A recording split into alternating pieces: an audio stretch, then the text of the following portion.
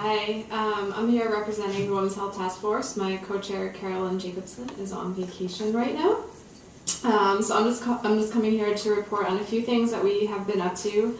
As you know, last week was the celebration of Mother's Day, and it also is Women's Health Week that kicks it off. So we hope that everyone is seeing a doctor. If you haven't seen one last week, I'm sorry, I shouldn't say doctor considering I work for nurse practitioners. We hope that you're seeing a healthcare provider. If you didn't go last week, it's just a reminder that you should go annually, if not more frequently, if your healthcare does need that. The Women's Health Task Force, as part of NCWO, as well as the Jacobs Institute for Women's Health, had a briefing, luncheon last week. And I'd like to highlight that Audrey Shepard, who's in the back of the room, really helped put it all together, as well as Ashley and Susan. And it was really well attended. We had some great people there in the audience. And it was a presentation by John Martilla of Martilla Strategies. And I just want to highlight a few things that were brought to light. So the purpose of the briefing was key strategic findings from polling on healthcare. And just a summary quick of what was said, which again, if you missed it, sorry, it was phenomenal. And we're going to be hosting it on the NCWO website, as well as the Women's Health Task Force, as well as a few other individual websites. But again, this is just kind of a plug that you really should come to things that we sponsor. It was really phenomenal. So I took a lot away. But to be brief, women have been more supportive of healthcare reform than men. Women with post-grad degrees, as well as single women, are among the most progressive political cohorts. A majority of Americans do not and will not understand the substantive details of the Affordable Care Act or healthcare policy generally. Given the lack of substantive understanding, a communications platform based on core values is essential.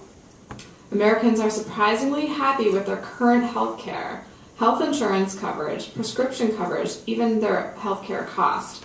They believe that the Affordable Care Act will benefit others and not them, and it will increase their own cost. So a lot of people are not for it because they don't actually see what the results are going to be. They think it's everybody else and not really them. They do have very real concerns about all aspects of their future health care, just not necessarily today. Americans have many concerns about their country's larger healthcare system, and the need for significant change. But the Republican criticism regarding unaffordable costs has gained a lot of traction at this time.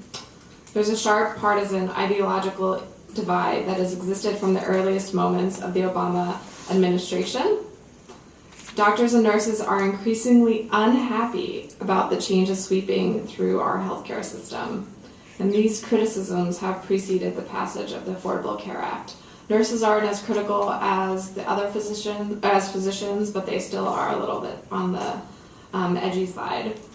And as always, on most progressive issues, women will be the answer. So just keep pushing forward on this. We hope that it stays intact and perhaps even some better amendments to it. But just as a reminder that we do have a voice, and it is showing that in the polling that we are a huge force to be reckoned with in the Affordable Care Act. Some other issues that we tackled was there was a Cervical Cancer Free America launch 2 weeks ago that Carolyn and I had attended, and it was just to bring light to the fact of cervical cancer, and there are 6 states that are champions, and they're pushing for a cervical cancer-free launch in their state. So they want to make sure that they're free of cervical cancer, as was the case with smallpox. So they're trying to eradicate the disease since there is a vaccine known to prevent it. I also attended the Dialogues on Diversity last week, which is one of our members. It was one of their presentations, and it was a healthcare symposium, again, focusing on Women's Healthcare Week. And it had different people from the government, including SNAP, which is the Supplemental Nutrition Assistance Program, people from HHS, people from the American Kidney Fund, and they had free health screenings there, which I actually did do. And I found out my cholesterol's too low. So I guess I should eat more French fries or something. So that is a possibility. And just a few more quick notes. There's a women's healthcare chart book that was done by the Kaiser Women's Health Survey in May of 2011, so just this month. And you can access it at www.kff.org/women's, that's with an S, women's health /upload/8164.pdf. And to note, on page 20, there's a source of health information by age group, and it says that over time, new sources of health information have developed, namely through technology and the web. However, women are still most likely to turn to provider when seeking info, with 44% reporting providers as their leading source. The growing presence of the internet is evidenced through the fact that more than a quarter of women, 28%, turn to it first for health information, making it the second leading provider of information. And 16% of women first turn to family and friends when they search for health information. And I actually am part of that 20%. I just feel that going to the internet will help. It doesn't necessarily have the most accurate information unless you're at a trusted source. On page 21, it says that there are noticeable differences as far as generations on how the women get their health care. While healthcare providers are the primary source for women of all ages, they are less dominant among younger women who heavily rely on family, friends, and the internet.